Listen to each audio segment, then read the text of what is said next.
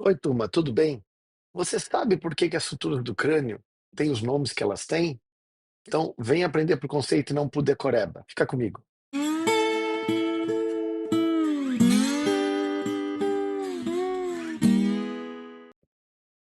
Então, hoje eu vou te mostrar qual que é a origem da terminologia da sutura sagital, coronal e lambdoide.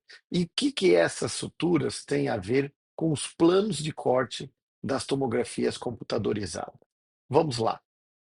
Bom, inicialmente, quando a gente olha o crânio pela vista superior e pela vista posterior na sua calvária, eu consigo ver a sutura coronal e a sutura sagital.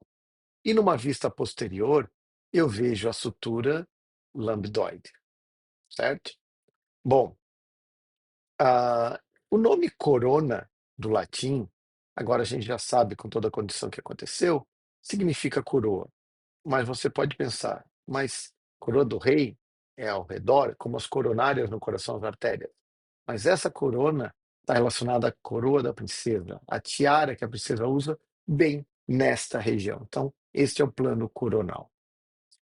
Quando a gente vai perceber a estrutura sagital, que é nesse sentido aqui, quem é de signo de sagita do latim, quem é de signo de sagitário tem esta forma e são duas setas. E você se pergunta, mas onde que eu tenho uma seta, uma flecha no crânio? Não no adulto, mas quando você observa o crânio fetal, olha só, eu tenho a figura de uma flecha. Por isso que esta linha é a sutura sagital.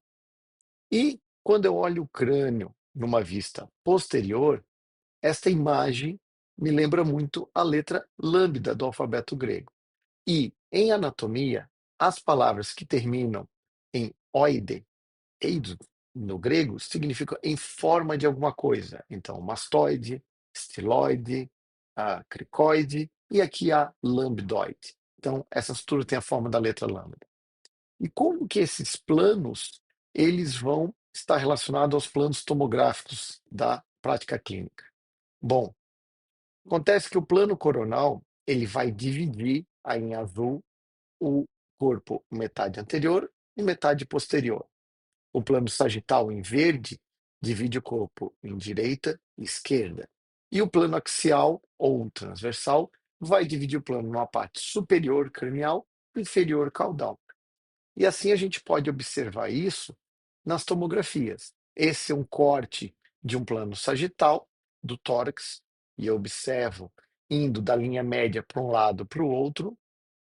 Nesta sequência aqui, eu tenho o corte coronal, onde eu vejo coração, os pulmões, a caixa torácica, ok? De frente para trás.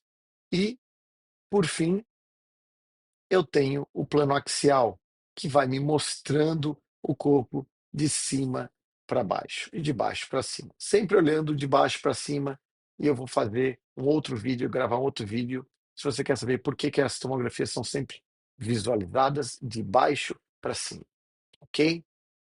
Espero que você tenha gostado, entendeu? Fique conosco se você quer aprender anatomia por conceito e não por decoreba.